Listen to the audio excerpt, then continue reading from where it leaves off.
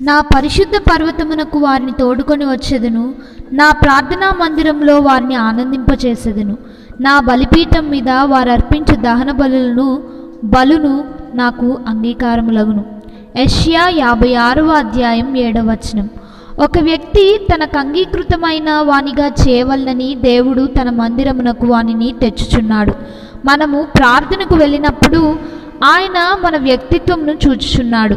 ఒకసారి ఓ high court judge గారు lawyer చెప్పేదాన్ని విననన్నారు. అది విన్న ఆ లాయరు అదిరిపోయాడు. అప్పుడు అతడు తన దుస్తులను చూచుకున్నాడు. లాయర్లు వేసుకోవలసి కాలర్ను తాను వేసుకోలేదని గ్రహించుకున్నాడు. కోర్టు అనేది ఆషామాషీ స్థలం కాదు. అక్కడ గౌరవప్రదంగా నడుచుకోవాలి.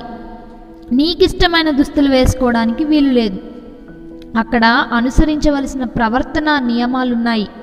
దేవుని మందిరంలో కూడా ఇలాగే.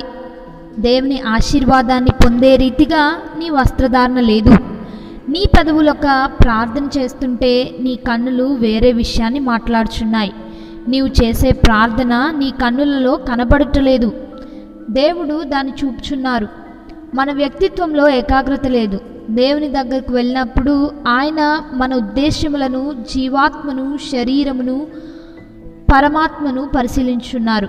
మాకు జరిగిన అన్యాయాన్ని సరిదిద్దండి అంటూ కొంతమంది పోలీస్ స్టేషన్కు ఫిర్యాదు తెస్తుంటారు.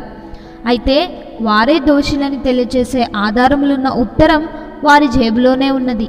ఆ ఆధారాలు దొరికాయంటే అక్కడికక్కడే వారిని ఖైదీ చేస్తారు. మనము ద్విమనస్కులము. మనలో మోసకరమైన స్వభావం ఉన్నది. ప్రార్థనకు వెళ్ళినప్పుడు మన ఆత్మను, శరీరాన్ని, ఉద్దేశములను దేవుడు పరీక్షిస్తారు. శరీరమునకును ఆత్మకును కలిగిన కల్మషము నుండి మనము విముక్తులం కావాలని దేవుడు కోరుచున్నారు. ప్రార్థనా మందిరంలో మనం సంపూర్ణంగా సంతృప్తి చెందుతాము.